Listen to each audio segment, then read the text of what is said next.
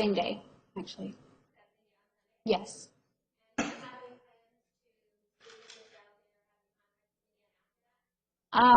Yeah, I figured we would speak, and he walked me out to my car and gave me a kiss, and I drove off. Right. Did. I think it's like an hour. It's over an hour, but it's not quite 2 hours. I don't remember the exact distance. He was living in Mesa.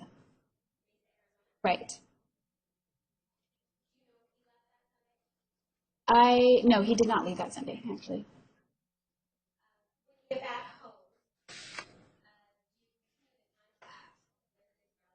Yes. Yes.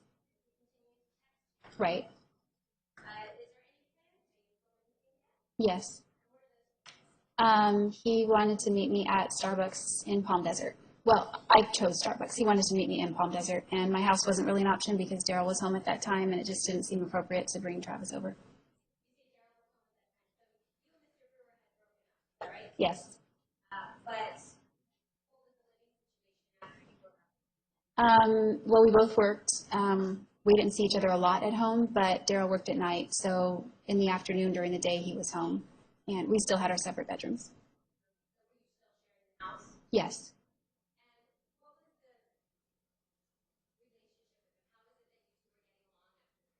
There was never really a time where we didn't get along, so it was just civil. It was fine. We weren't like doing things together and hanging out together, but we were getting along.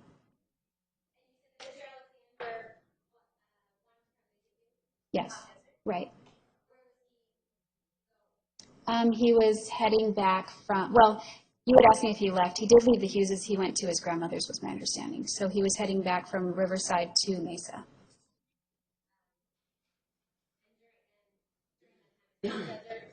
Yeah, it's on Interstate 10, and so you can drive from Riverside. You'll pass through Palm Desert on your way to Arizona. Yes, I did. We met at Starbucks off the freeway, right? Because it was an easy place to find. He wanted to give me a copy of the Book of Mormon. Yes. Right. We went in. We got drinks. He had his dog with him. Napoleon. Um, so we sat out on this like little wrought iron table in the shade. It was warm. It's September, um, and he gave it to me. Sorry, he did. Yes, briefly. He told me where to start, what to read. So just read the introduction first, and he would talk to me about it. Oh yes, we did. The word of wisdom is it's a Mormon tenet where it says you do not drink coffee, tea, alcohol, and you don't consume tobacco or illegal drugs.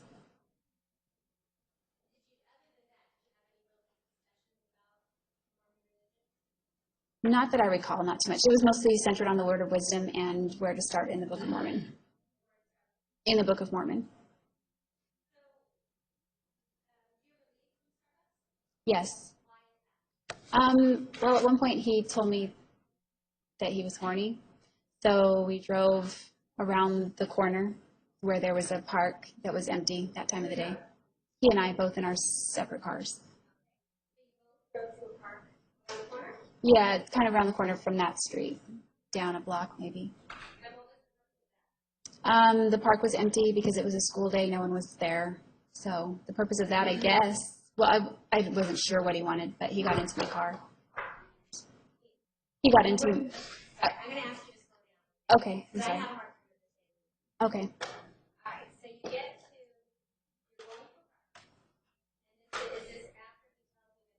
Yes.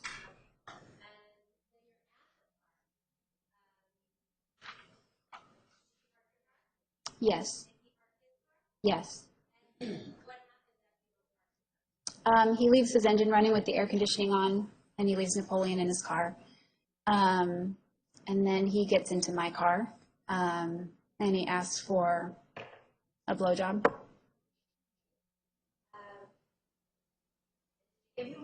Yes.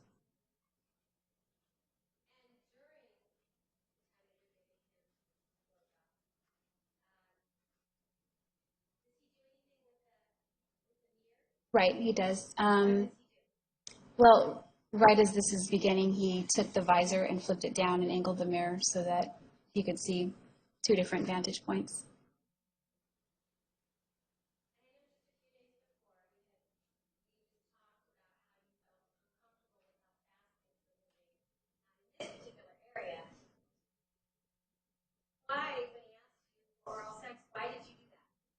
Well, he continued to talk to me. It was clear that he liked me. It's a bridge we'd already crossed, so it wasn't as, I don't know, it didn't seem like it was as uncomfortable that time. It wasn't as uncomfortable. It just became uncomfortable afterward for me.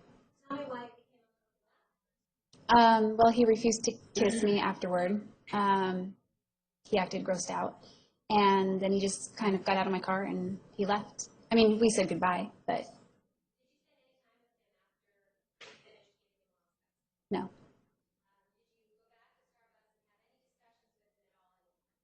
No, no more. Not that day.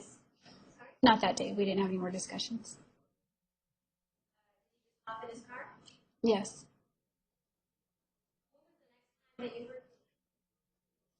I heard from him later that evening via email. I believe it was that day. Yes.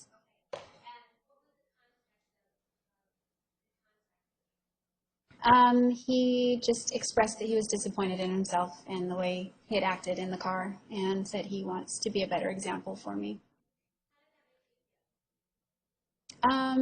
It made me feel a little bit better because it's something that he had at least reflected on, and because it was a little awkward after the fact is all.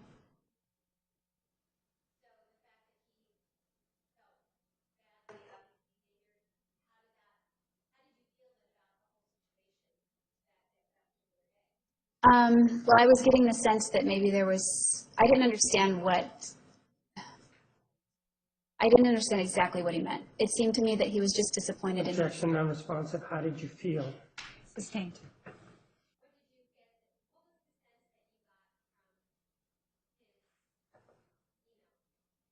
that,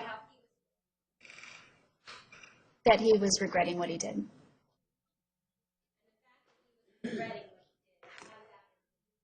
It made me feel a little bit better because it just made me feel like maybe he thought, oh, maybe I shouldn't have treated her like just for that, like not used, but like just treated her so like an object kind of thing. I felt kind of deflated, like, ugh, he didn't even want to kiss me goodbye, but he didn't have a problem kissing me all these other days. So it was a little bit, I don't know, it was kind of a red flag that I just ignored. Right.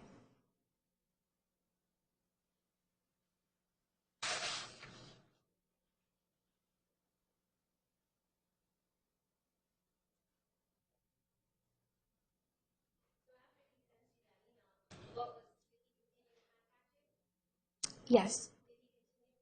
Yes. Yes.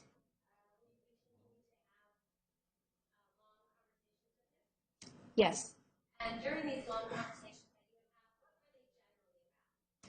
They were spiritual in nature or flirty, sometimes sexual in nature. Just getting to know each other a little. He told me about himself, his upbringing, his life experiences, and I told him about mine as well.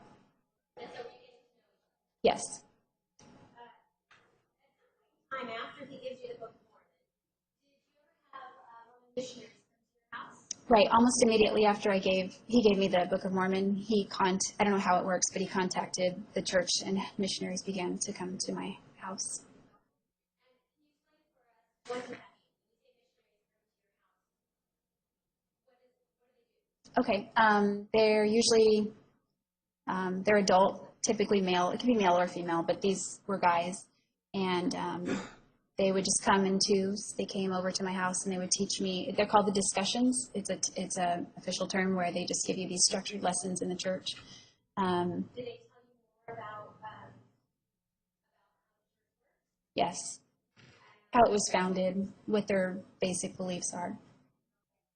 how often did the missionaries? It was once a week or twice a week, somewhere around there. I liked them. Yeah, they invited me to church. Well, they were closely in alignment with what I believed. The missionaries themselves were very nice. I liked the second time I went to the church, I enjoyed it much more than the first. Yes. Yeah, there was one down the street a ways, few miles. Yes. What did you think of that? Did you go with the missionaries or not with them? I showed up on my own. They were there. They met me there. And when you show up on your own, what kind of reception do you get? Yeah, very welcome. It's a warm reception.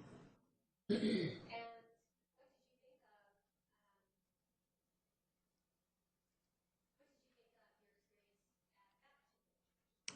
Well, that one I was able to pay attention more to what was being said. And in the Mormon church, you don't really have a pastor that preaches every week. You more have members of the congregation itself that give talks on specific subjects. So the person who was speaking that day said some things that were impactful to me that I'd never heard other Christians say. And it was in alignment with how I believed. So I really liked what I heard.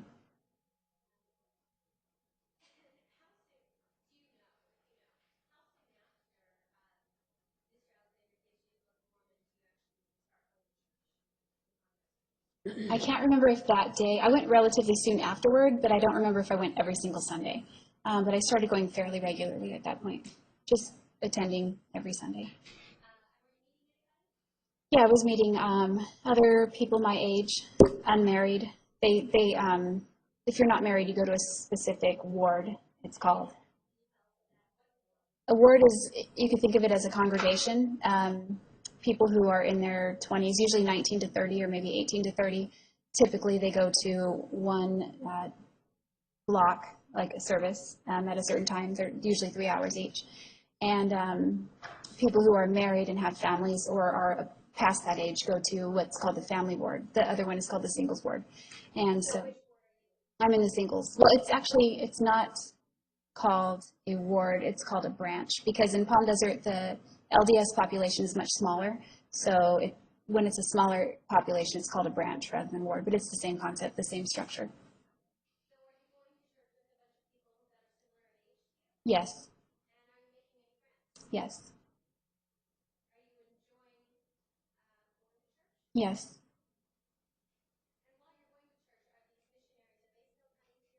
Yes.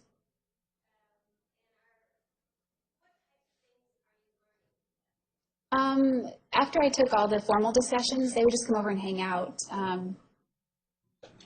I would feed them, give them water, that kind of thing. So they would just come and hang out, and we would talk about church-related things.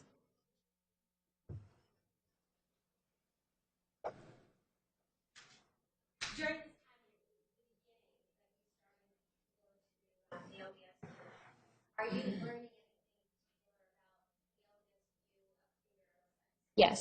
What is it that you're learning? Well, the missionaries told me, not in great detail, but that premarital sex is forbidden and that it's reserved for married people.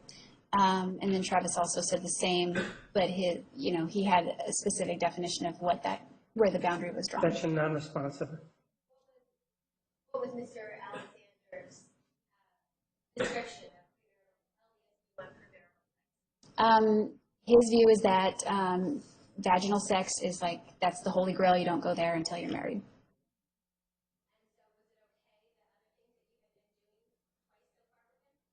Yeah, I don't know that I would term it okay, but it was more like a gray area where it wasn't considered an actual full-on violation of the law of chastity.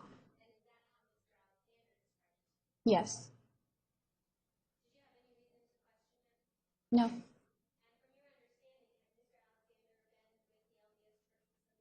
Yes, he had served a mission and all that.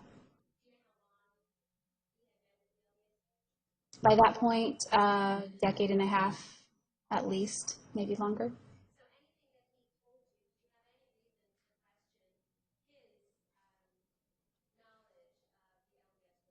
No, he knew a lot, actually. I could ask him anything.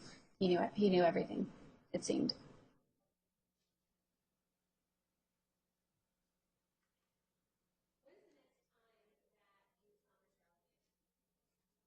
Next time I saw him, I believe it was in October. I might have seen him again in September, but I believe it was October in Ehrenberg. Ehrenberg is a little town right on the California-Arizona border on Interstate 10. Yeah, if you blink, you'll miss it. It's more like there's a Flying J hotel there, there's a truck stop, there's a Wendy's. It's close to Blythe. I think it might be right inside Arizona. I'm not sure what state it actually falls in.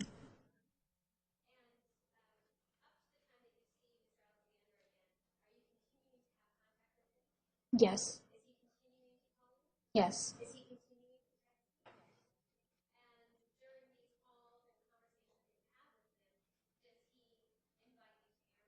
Right.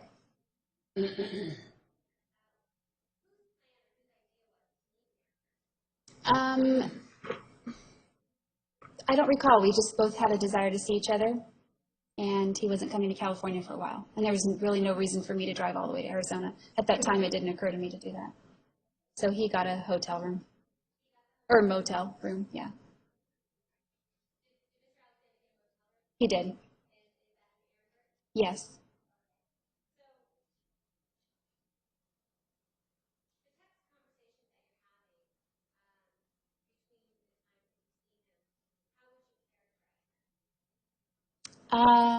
At that time, they were becoming a little more flirtatious, more innuendos, but there was also spiritual talk and that sort of thing. They were very long.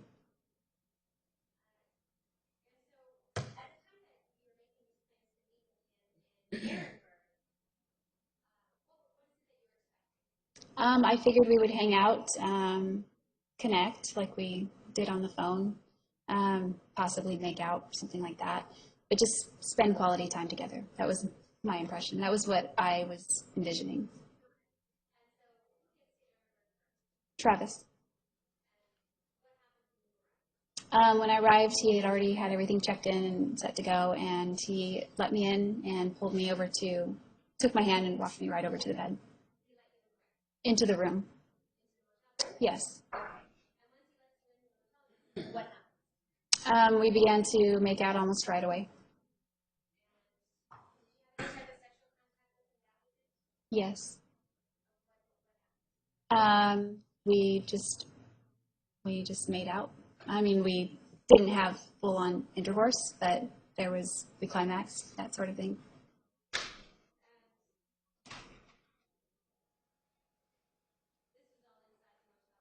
Yes.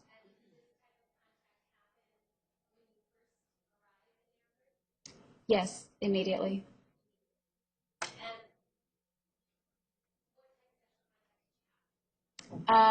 We he calls it grinding. Um, what did it mean to him? Oh, what does that mean?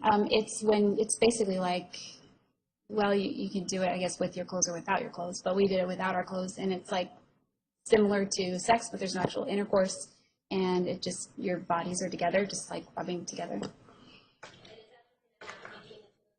Yes. After this type of contact that you have with him, how Well, I think we were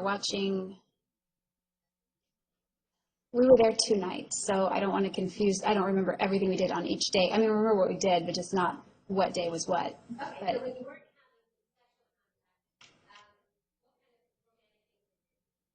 well, there was really nothing romantic. I wouldn't term any of it romantic.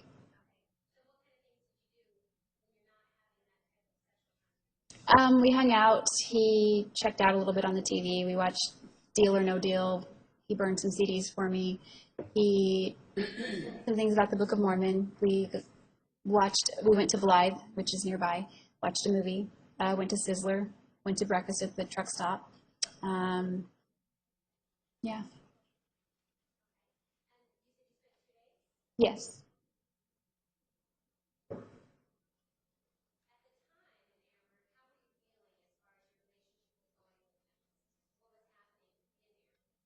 In Ehrenberg, well, he just kind of, I mean, I was happy to be there with him. I liked him. I was glad to be spending time with him. But it just seemed like we weren't connecting. Emotionally, mentally, like we did on the phone. Right. Okay, so for this time, between the time that you see each other, do you feel that you have this emotional connection on the phone? Yeah, on the phone, yes. I really feel that on the phone.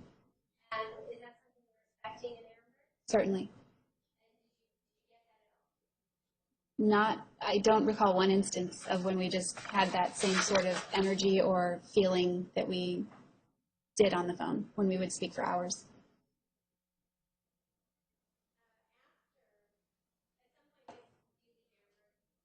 Yes.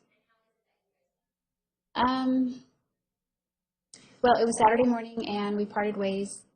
He had to go to a Super Saturday in Phoenix, and I had to work that night in Palm Desert, so we just parted ways, drove back. There probably was. I mean, it was, I don't really recall. It was brief. Hug, kiss, bye. Yes.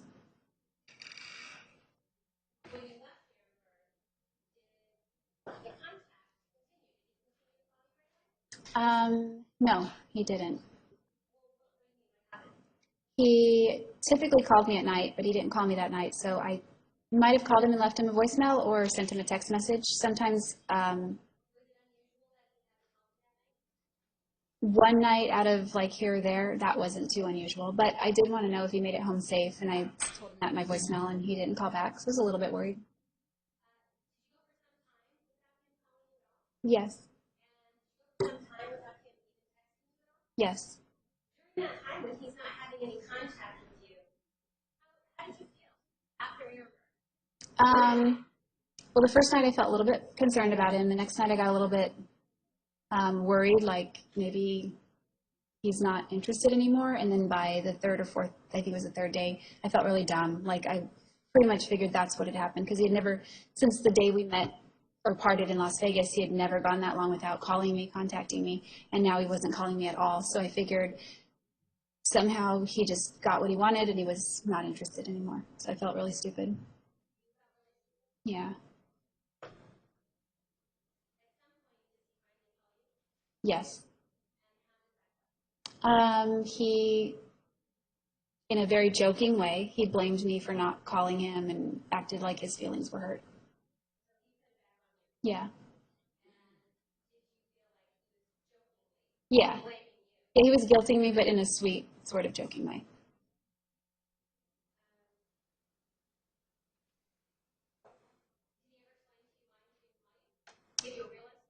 No, he just apologized that, and he said, let's not go that long again without talking.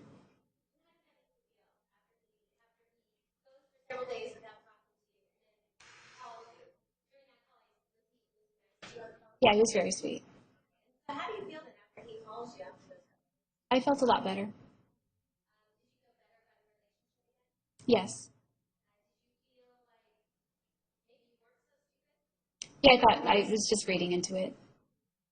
I thought I was just reading into it too much, overthinking it kind of thing.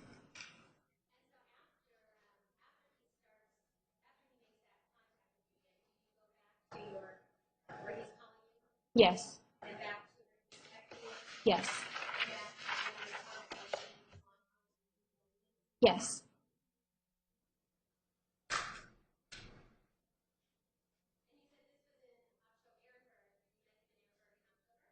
Yes. 2006.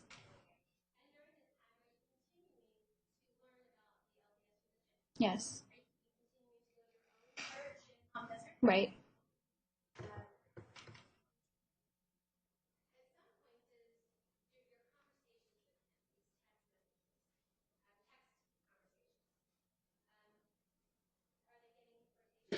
Yes.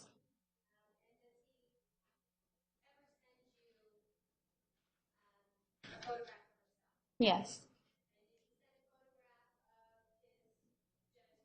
Yes. This was I was at a Super Saturday in my region in Anaheim, and we were texting back and forth, and it was just getting flirtier and flirtier, and we kept trying to top each other's last name. Section non-responsive. When? Restate your question.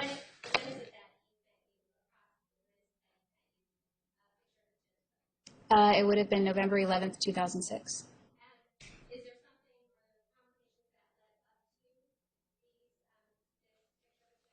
Yes. Just flirting. Right. Mm-hmm.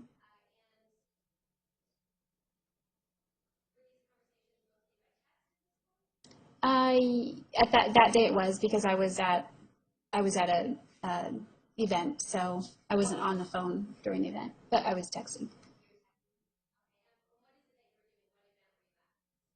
Super Saturday or regional, either. It's called either or.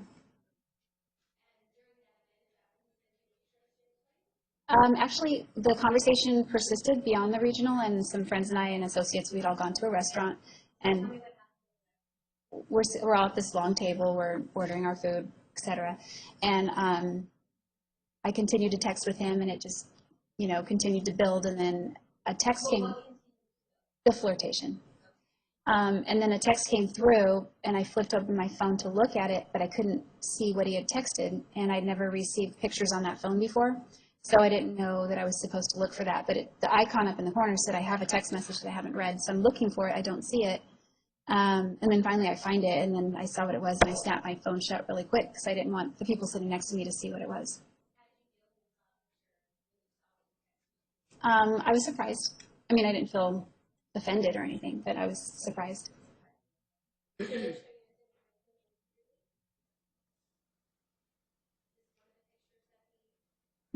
Yeah. Right. Yes.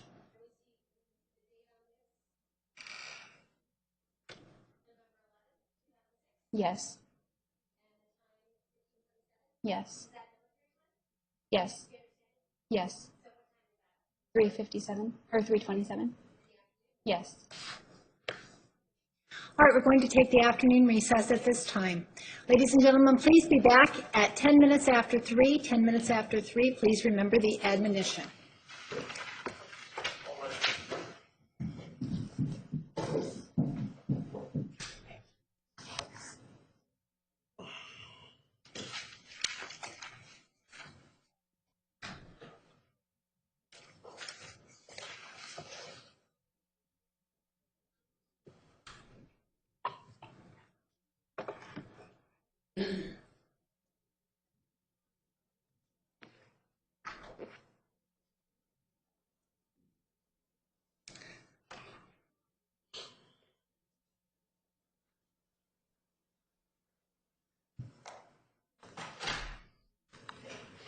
Council, we are on the record. I have received a minute entry indicating that the Court of Appeals has granted the stay, and I will tell you exactly what it says. It is ordered staying the enforcement of the Superior Court's ruling of October 30, which closed the courtroom to the public. It is further ordered that the Superior Court may impose a lesser restriction upon the public's access to the trial pursuant to the Arizona Constitution as the trial contemplated at the hearing on October 30th, if appropriate. It was also granting the request of Scripps Media to participate as co-petitioners, and the merits of the special action will be heard in due course after receiving any response or reply filed herein. So, based upon this ruling, I believe we have to decide how best to proceed at this point. Ms. Arias, you may step down. I I have recommend printed copies of the court's order for each of you so that you can have a copy, you can read it. We're going to take a short recess, and then we'll reconvene in about